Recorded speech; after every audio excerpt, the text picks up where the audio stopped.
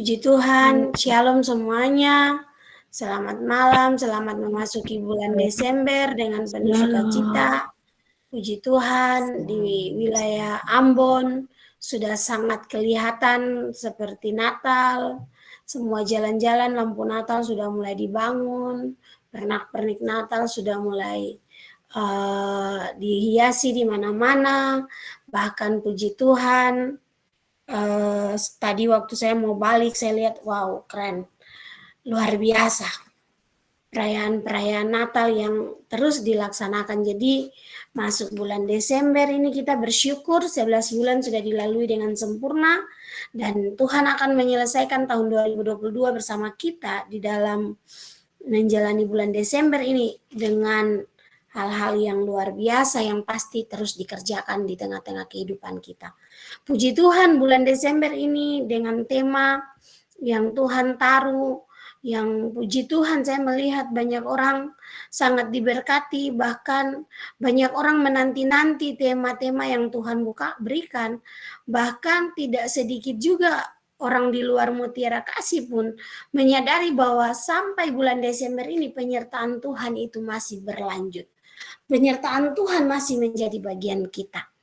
Nah, tema yang Tuhan taruh adalah penyertaan Tuhan yang tanpa batas. Ini tema yang luar biasa Bapak Ibu untuk mengingatkan kita bahwa setiap hari ada penyertaan Tuhan. Dan setiap hari Dia menyertai kita tanpa batas. Kita punya batas, kita punya keterbatasan, kita punya segala sesuatu yang bisa membatasi segala hal, tetapi luar biasa Allah kita tidak pernah terbatas di dalam mengerjakan karya-karyanya dalam hidup kita. Puji Tuhan, tema yang Tuhan taruh adalah penyertaan Tuhan yang tanpa batas ini dengan firman Tuhan yang ada di dalam Matius pasal 1 ayatnya yang ke-23. Kita lihat di sana, sesungguhnya anak darah itu akan mengandung dan melahirkan seorang anak laki-laki dan mereka akan menamakan dia Immanuel yang berarti Allah menyertai kita. Puji Tuhan, firman Tuhan ini di dalam Matius pasal 1 ayat 23 ini bicara tentang malaikat Tuhan datang kepada Yusuf dan menyampaikan perihal kehamilan Maria dan bagaimana Yusuf harus bertanggung jawab dengan status Maria yang dalam keadaan hamil itu.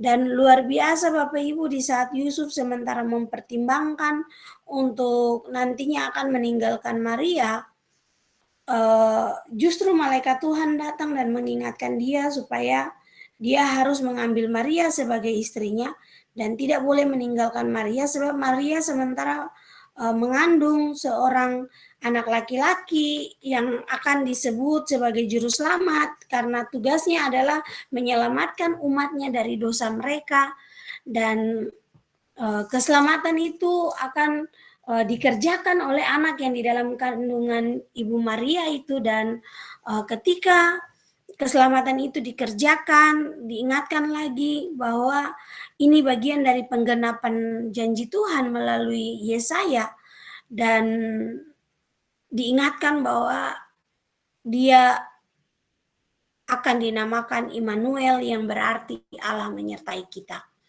Jadi Bapak Ibu Saudaraku yang Tuhan Yesus kasih, penyertaan Tuhan ketika Tuhan Yesus lahir, sebenarnya Tuhan mau kembali mengingatkan bahwa setiap langkah saya dan Bapak Ibu Saudara semua di tempat ini yang berkumpul melalui Google Meet ini, setiap langkah kita itu ada dalam penyertaan Tuhan, ada dalam perlindungan Tuhan. Sebenarnya Tuhan mau sampaikan, yang luar biasa, Tuhan bukan saja mengingatkan bahwa Dia menyertai, Dia melindungi, tetapi Tuhan juga mengingatkan bahwa ketika Tuhan menyertai, kuasanya itu tidak terbatas untuk kita. Di dalam Matius pasal 28, ayatnya yang ke-20, ayat 19 dan ayatnya yang ke-20 tentang amanat agung, Tuhan Yesus juga menyuruh murid-murid untuk melakukan amanat agung, dan murid-murid harus ketahui, dikatakan di ayat Matius 28 ayat 20 bagian akhir dikatakan, dan ketahuilah Aku menyertai kamu senantiasa sampai kepada akhir zaman. Banyak orang tahu tapi lupa bahwa langkahnya ada dalam penyertaan Tuhan. Dan ketahuilah, banyak orang tahu tetapi lupa. Bahkan tidak sedikit orang juga yang tidak tahu bahwa langkahnya itu bukan karena kekuatan dia, tapi karena ada penyertaan Tuhan. Nah, sebagai anak-anak Tuhan, tugas kita adalah mengingatkan, menyampaikan kepada setiap orang bahwa setiap langkah kita ada penyertaan Tuhan. Setiap jalan-jalan kita ada penyertaan Tuhan. Puji Tuhan, Bapak Ibu. Yang pertama kita lihat di sini, bagaimana supaya langkah kita disertai Tuhan. Bagaimana supaya kita melangkah. Kita ingat, kita ketahui bahwa oh, ini Tuhan menyertai kita. Pertama, sama-sama kita lihat Kejadian pasal 24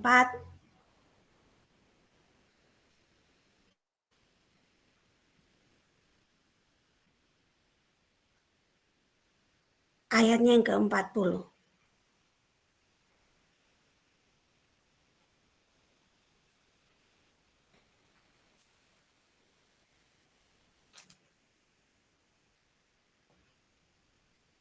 Kejadian pasal 24 ayatnya yang ke-40. Minta tolong satu orang baca.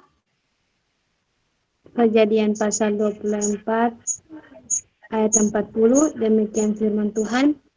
Tetapi katanya kepadaku, Tuhan yang di hadapannya aku hidup, aku mengutus malaikatnya menyertai engkau dan akan membuat perjalananmu berhasil sehingga engkau akan mengambil bagi anakku seorang istri dari kaumku dan dari rumah ayahku.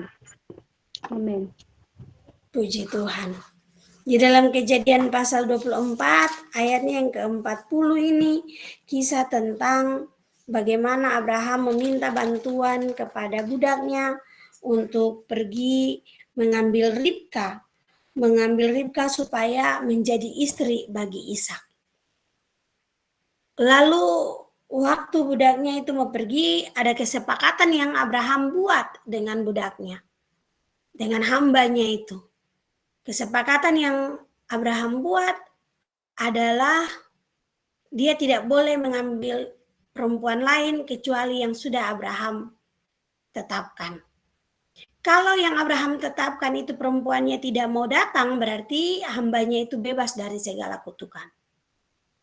Tetapi kalau perempuan itu tidak mau datang, tetapi kalau perempuan itu dia mau datang, lalu hambanya itu menyerong, berarti hambanya itu akan menanggung beban dosa yang sangat berat. Lalu akhirnya Abraham bilang buat hambanya itu, bagaimana ketika kesepakatan itu sudah dibuat, hambanya itu mulai ngomong buat Abraham, bagaimana kalau perempuan itu tidak mau mengikuti aku? Abraham berikan satu tanda saja.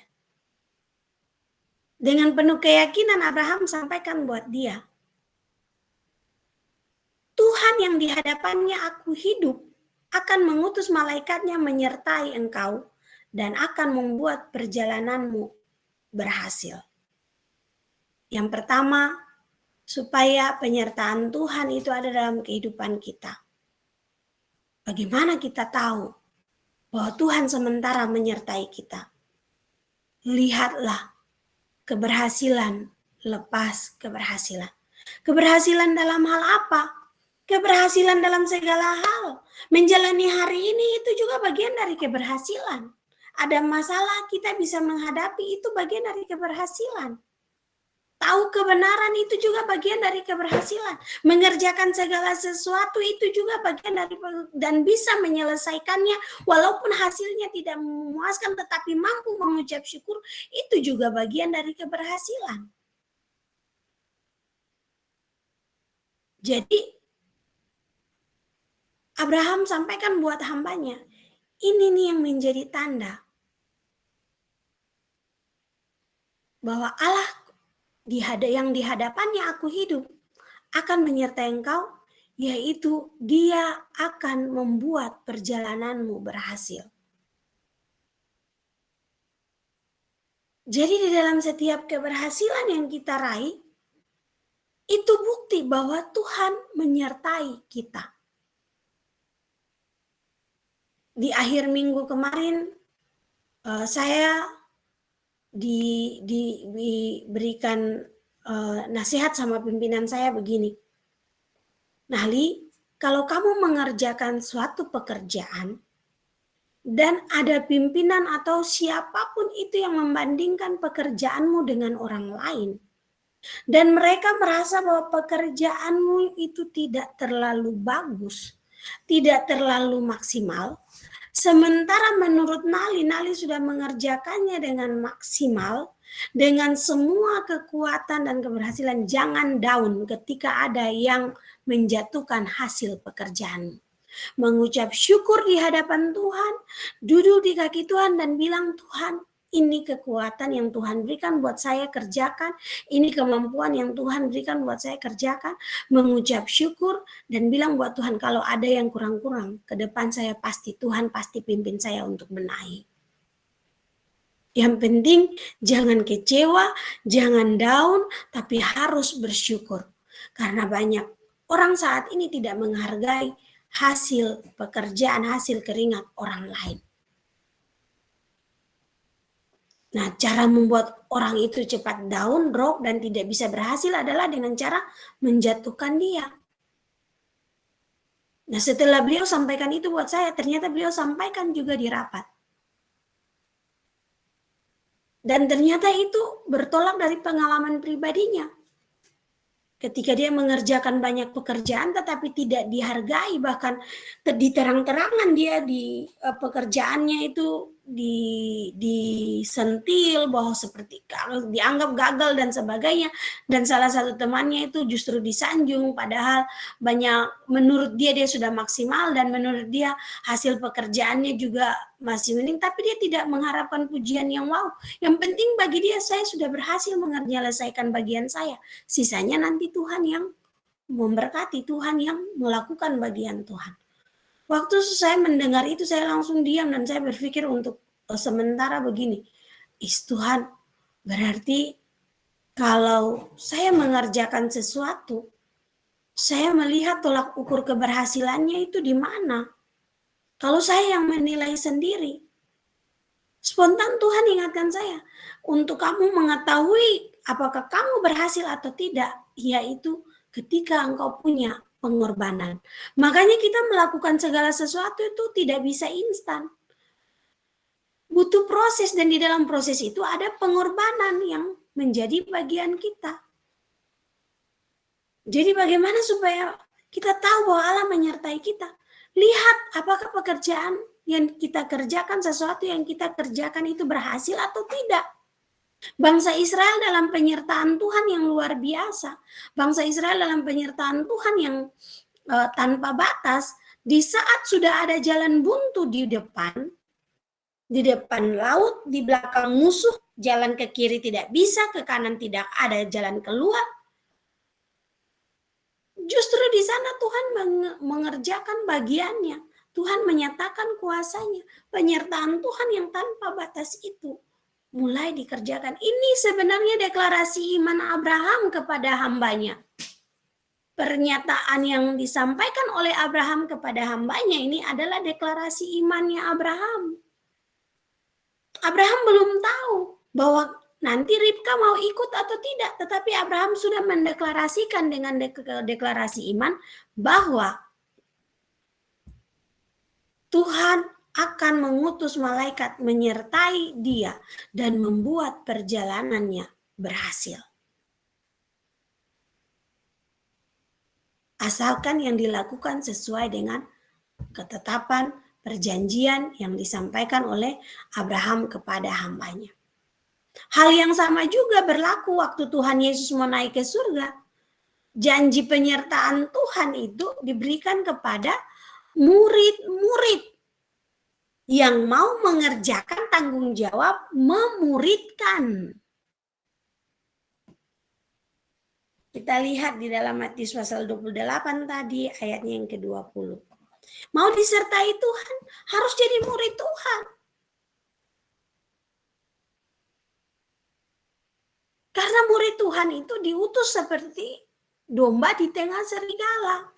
Domba harus pergi di tengah serigala supaya dia bisa melihat, dia bisa mengalami, dia bisa merasakan penyertaan Tuhan.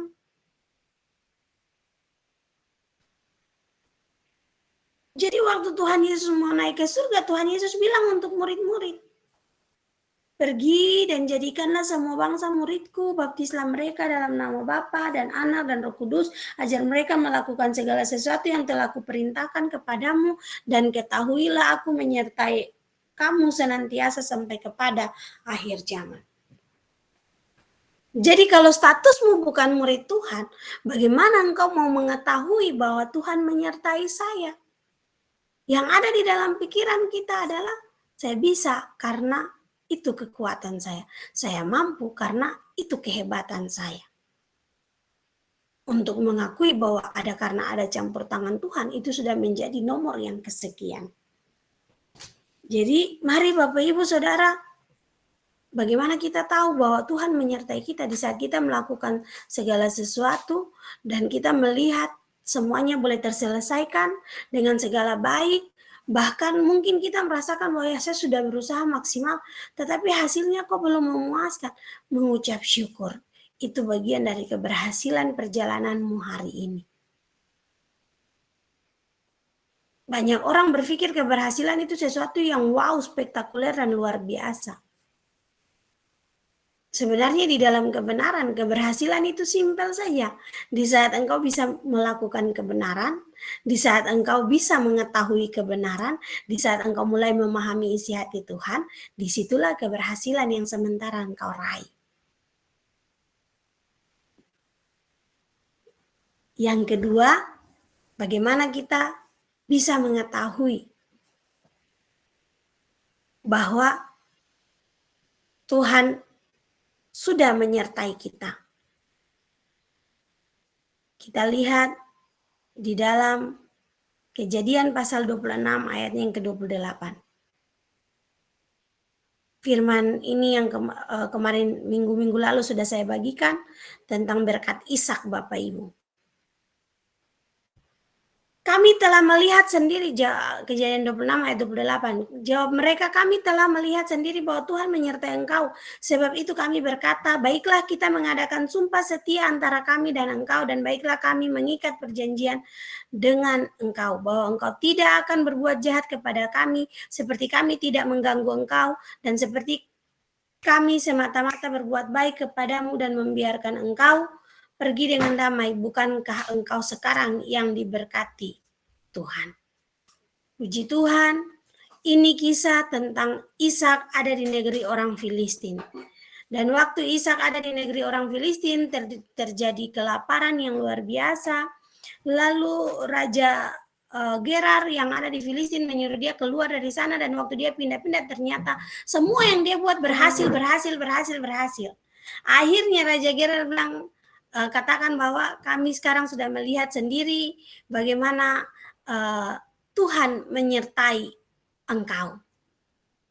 Yang kedua, bagaimana kita melihat bahwa kita mengetahui bahwa Tuhan menyertai kita ketika orang lain pun akhirnya mengakui bahwa saya tidak berani berurusan dengan dia.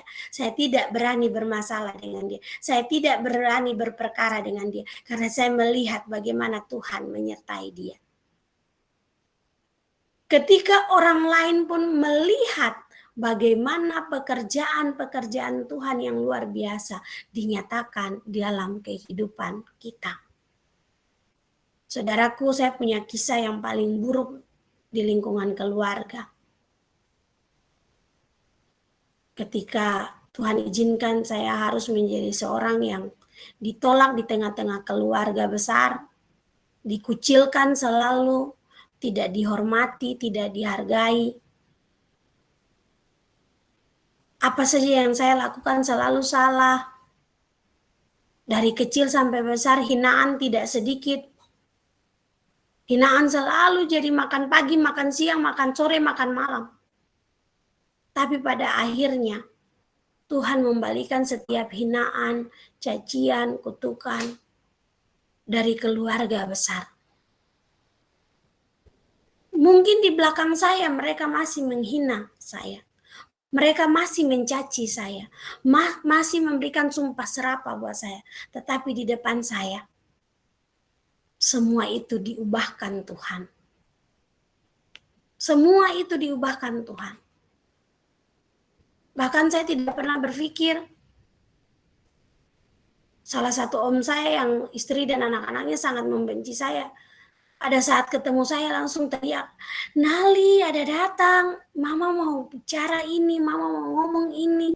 Sudah ngomong dengan penuh baik, dengan penuh kasih sayang.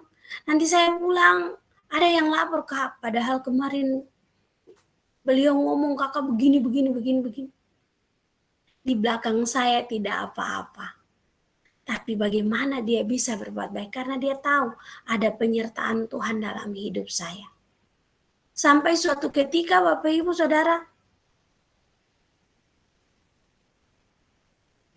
salah satu tante saya bilang buat saya begini, Nali ini mental kuat. Dikata-katai, dimaki-maki, dihina dan sebagainya. Tapi akhirnya dia membuktikan setiap langkahnya ada penyertaan Tuhan. Saya kaget waktu salah satu tante saya bilang begitu. Yang tadinya saya dianggap sampah, dianggap tidak berharga, tidak bernilai. Saya bilang buat Tuhan, yang penting nama Tuhan dipermuliakan. Itu lebih dari cukup. Mungkin orang memandang engkau sebelah mata, orang melihatmu dengan merasa, dia itu bukan apa-apa, dia itu bukan siapa-siapa. Teruslah mengerjakan kebenaran, sampai akhirnya orang melihat, sungguh kami melihat Tuhan senantiasa menyertai engkau. Sampai akhirnya orang juga mengakui Tuhan menyertai engkau. Makanya waktu Tuhan Yesus datang ke dunia, lalu Tuhan Yesus naik ke surga, janji penyertaan Tuhan diberikan. Itu terus dideklarasikan oleh murid-murid, oleh Paulus, oleh murid-murid, kasih karunia dan damai sejahtera Allah menyertai engkau. Allah menyertai rohmu. Biarlah Allah selalu menyertai engkau.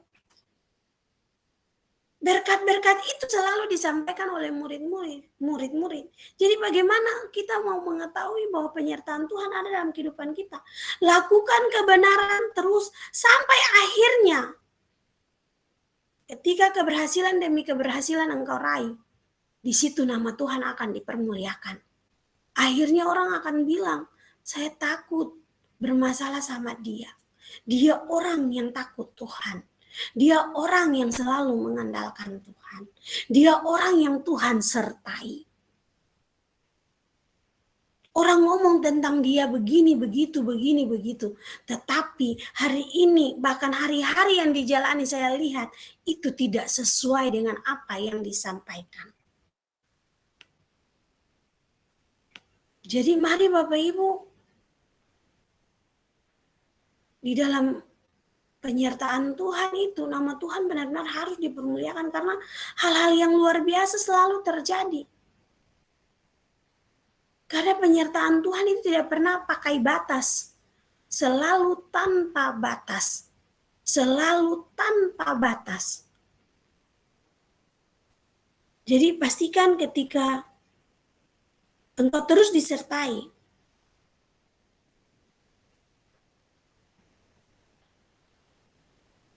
oleh Tuhan, membuat banyak orang melihat bahwa sungguh Tuhan ada bersama-sama denganku. Yang berikut Bapak Ibu Saudara kita lihat di dalam kitab Bilangan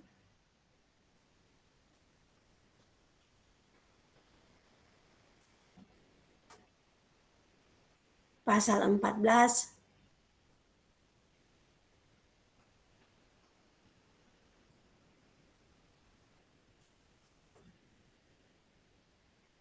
ayatnya yang ke-9.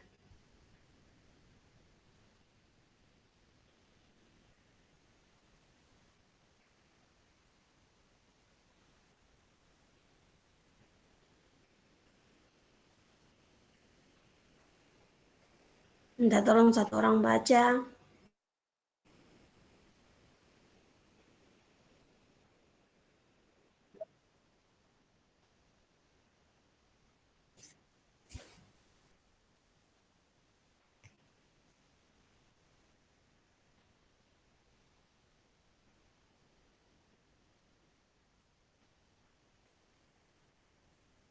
Puji Tuhan.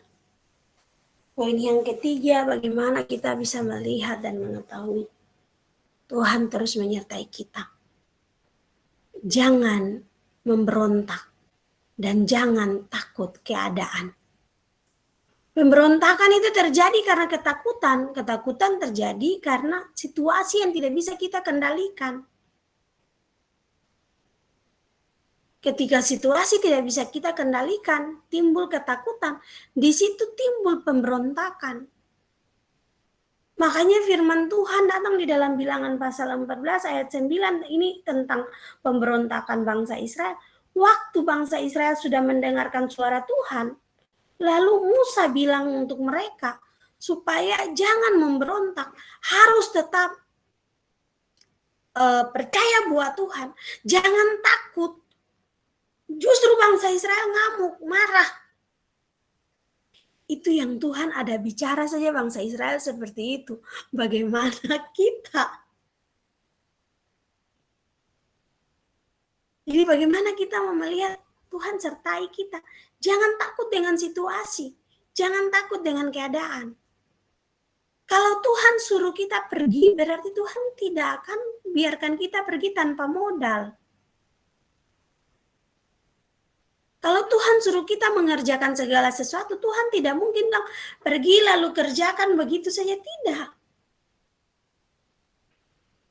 Kalau sampai Tuhan suruh, berarti Tuhan tahu, anakku ini bisa melakukannya.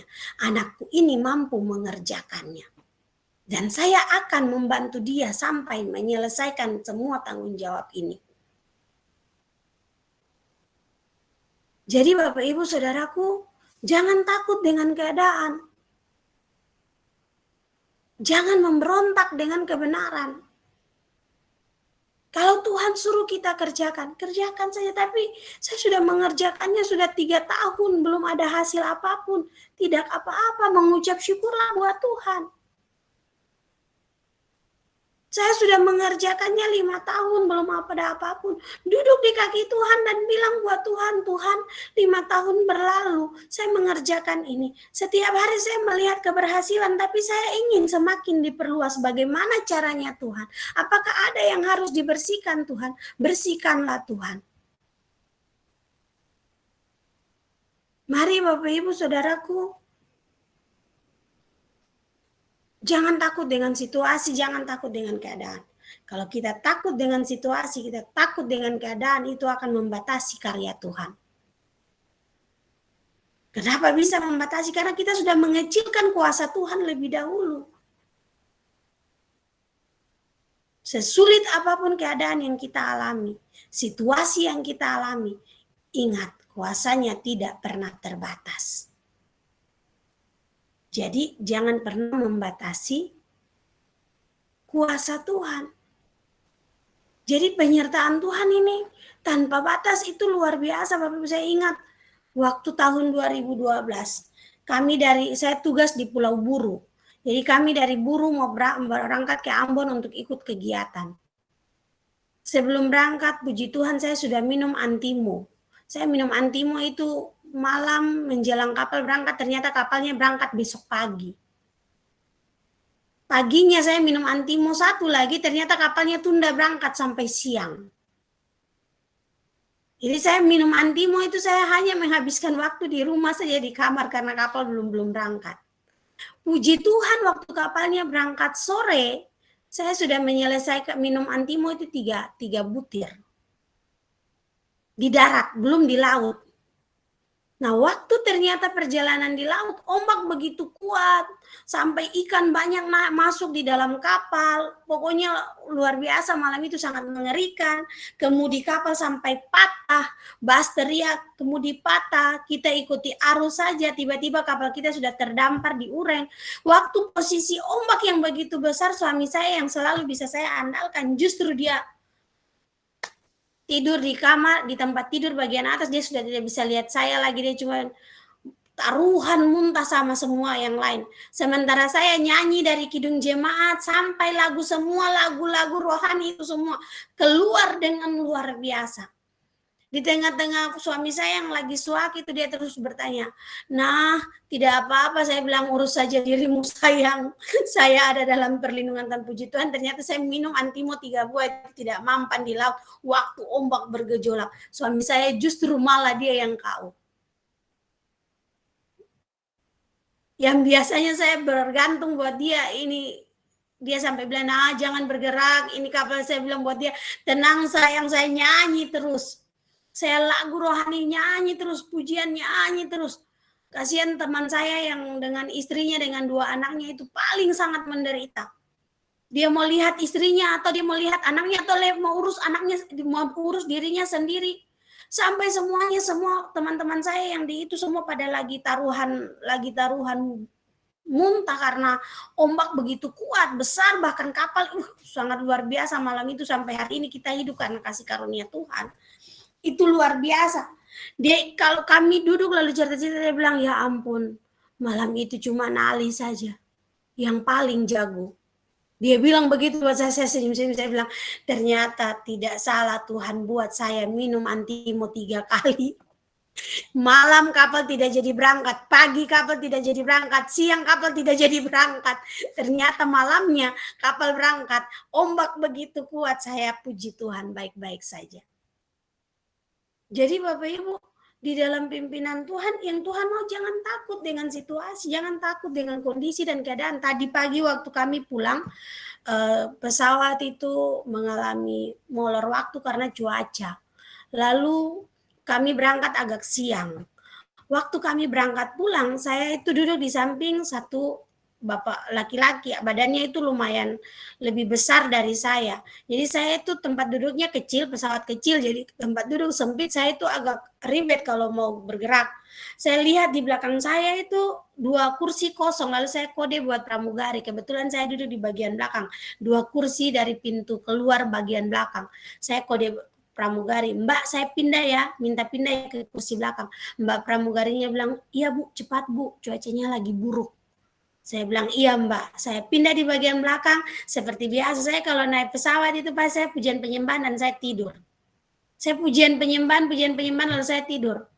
Waktu mau turun, ini Cina yang di depan kursi saya, dia bilang begini buat saya, cuaca ada buruk, pesawat bergonjang begitu kuat, cuma nyanyi tidur. Lalu saya bilang buat dia, lalu kira-kira mau apa? Mau menangis?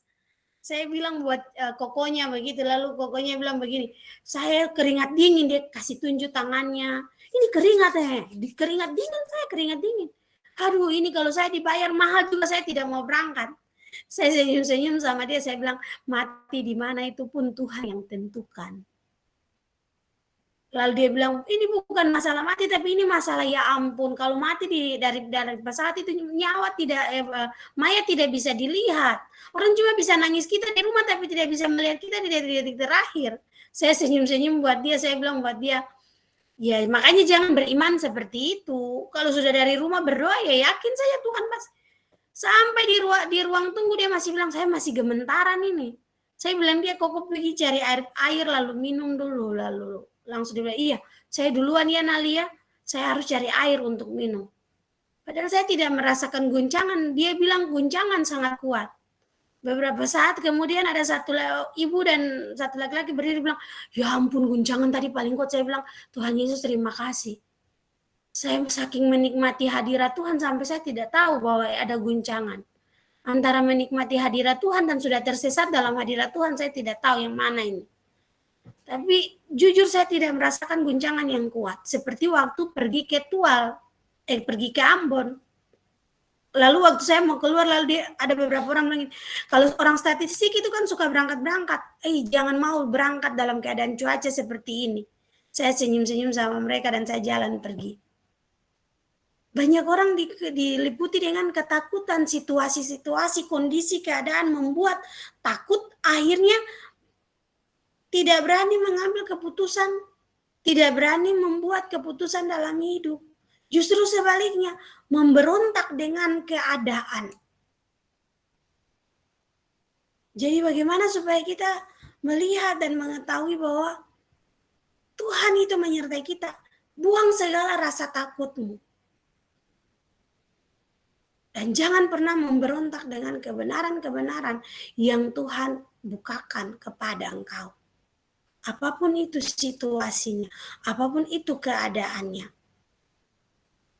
Tuhan Yesus tidak pernah meninggalkan kita. Amin. Amin. Amin. Puji Tuhan. Yang terakhir, Bapak Ibu, Markus pasal 3,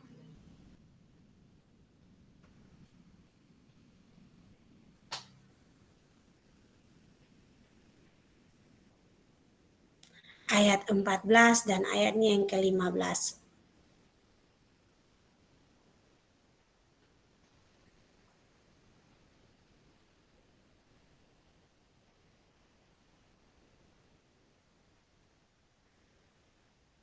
Minta tolong satu orang baca. Demikian firman Tuhan. Ia menetapkan 12 orang untuk menyertai dia dan untuk diutusnya memberitakan Injil dan diberinya kuasa untuk mengusir setan. Amin. Ya, amin. Minta tolong satu orang baca lagi di dalam Markus 16 ayat 17.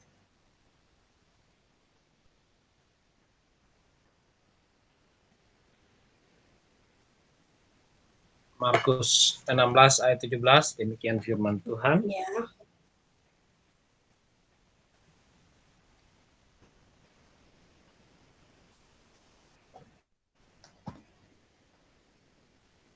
Tanda-tanda ini akan menyertai orang-orang yang percaya. Mereka akan mengusir setan-setan demi namaku.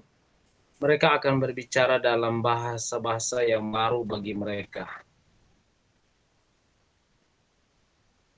Ayat 18. Ayat 18. Mereka akan memegang ular dan sekalipun mereka minum racun maut, mereka tidak akan mendapat celaka. Mereka akan meletakkan tangannya atas orang sakit dan orang itu akan sembuh. Amin. Di dalam Markus 3 itu bicara tentang panggilan 12 murid.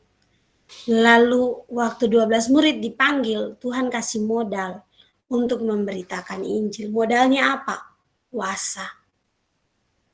Penyertaan Tuhan tanpa batas itu bicara tentang kuasa Tuhan bekerja. Lalu di dalam Markus pasal 16 ayat yang 17 dan 18, tanda-tanda ini akan menyertai. Berarti kuasa Tuhan akan menyertai kita. Bahkan akan berlaku dalam setiap kita, akan bekerja dalam setiap kita yang mau mengerjakan pekerjaan Tuhan. Bagaimana kita mau melihat penyertaan Tuhan terjadi bagi kita? Mari kerjakan pekerjaan-pekerjaan Tuhan. Jangan kerjakan pekerjaan bukan yang Tuhan suruh. Kerjakan pekerjaan-pekerjaan Tuhan. Tuhan suruh saya buat apa? Oh, saya mau buat Tuhan. Oke, baik. Beberapa hari ini saya punya pergumulan dengan Tuhan begini. Tuhan, jangan kasih keluar saya dari Dobo dulu. Jangan kasih keluar saya dari Dobo dulu.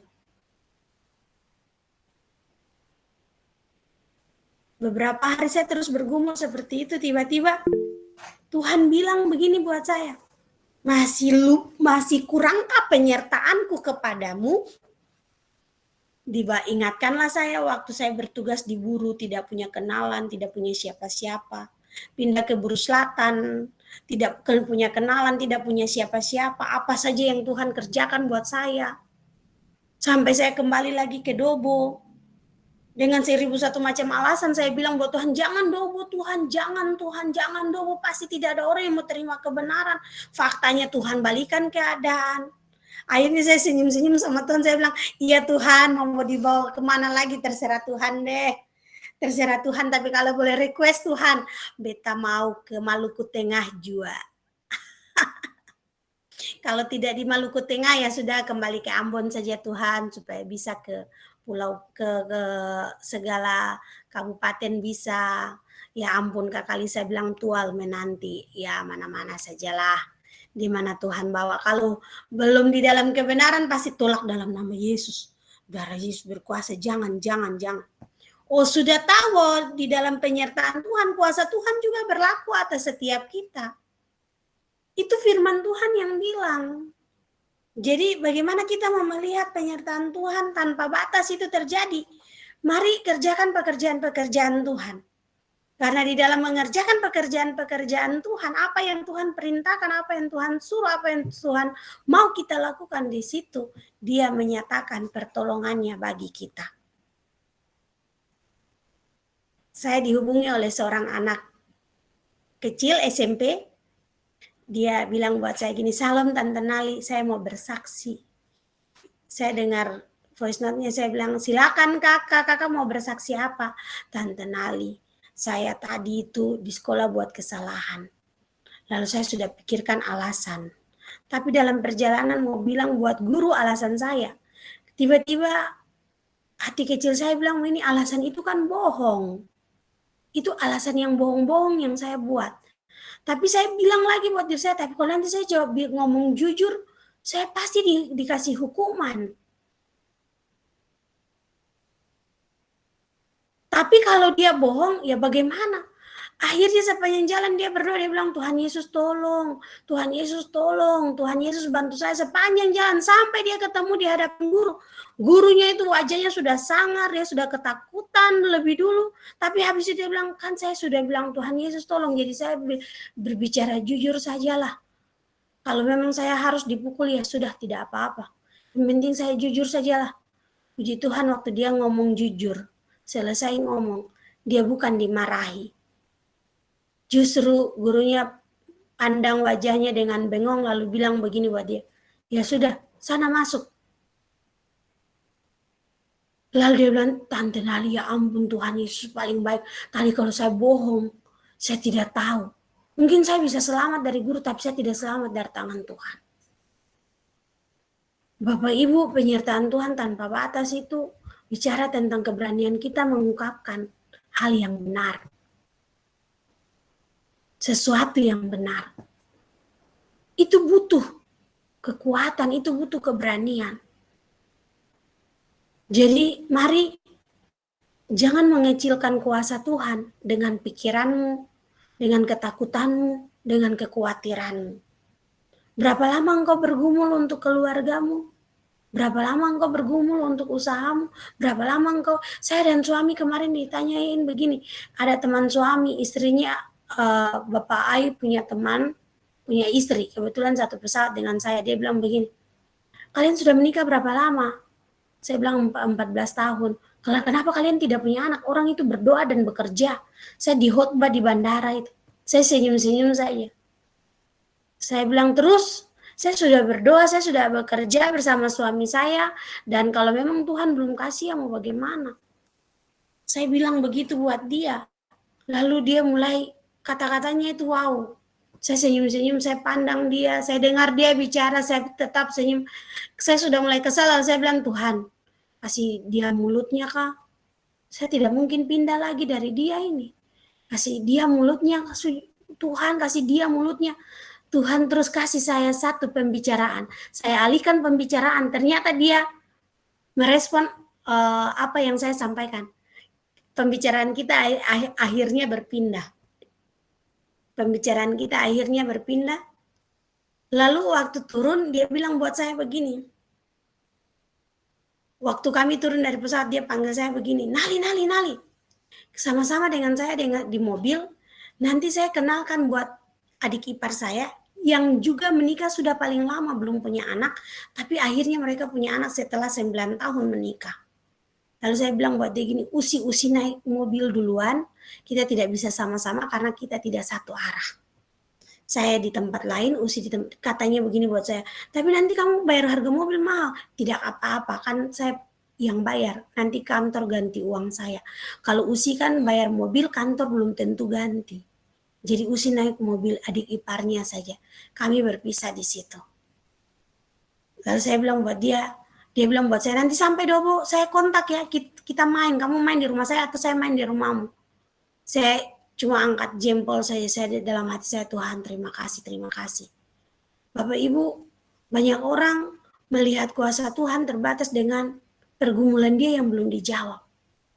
Saya duduk dan saya bilang buat Tuhan begini, Tuhan, 14 tahun saya dan suami bergumul untuk bisa punya anak. Itu bukan hal yang mudah dan gampang. Tapi kalau hari ini saya masih percaya buat Tuhan, ini sesuatu yang luar biasa.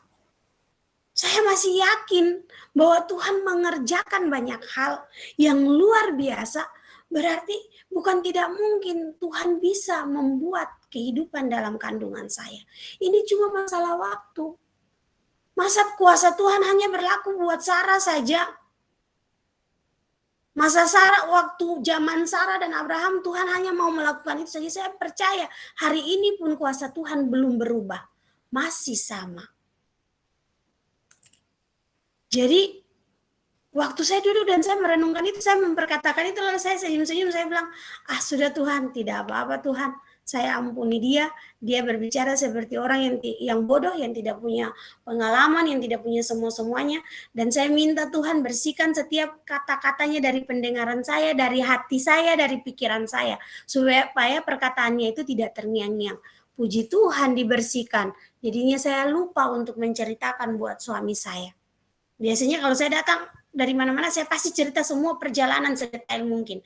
Tapi puji Tuhan kali ini saya tidak menceritakan hal-hal yang sebenarnya bisa melukai. Jadi Bapak Ibu Saudara, mari di dalam penyertaan Tuhan ada kuasa Tuhan yang luar biasa dinyatakan bagi kita, diberikan bagi kita sebagai modal untuk kita juga mendeklarasikan, ini loh kuasa Tuhan. Dia bekerja, dia mampu mengerjakan segala sesuatu. Dan di dalam kuasa itu penyertaannya sempurna, penyertaannya tanpa batas. Jadi penyertaan Tuhan yang tanpa batas itu bicara tentang kuasa Tuhan selalu bekerja dalam hidup kita. Puji Tuhan, Tuhan Yesus memberkati kita untuk saat teduh malam hari ini. Kita bersyukur untuk firman Tuhan yang Tuhan bukakan untuk kita. Saya percaya bulan Desember ini Bapak Ibu, ada hal-hal yang baru yang akan Tuhan berikan buat kita. Siapkan hatimu, jangan lupa terus bersyukur. Ada kekejutan-kekejutan yang dari Tuhan, ada bonus-bonus Natal yang Tuhan berikan. Engkau akan terkagum-kagum, engkau akan terkejut, dan engkau akan menikmati hal-hal yang baru bersama Tuhan. Siapkan hatimu, jangan lengah, teruslah mengucap syukur. Puji Tuhan, Tuhan Yesus memberkati kita semua.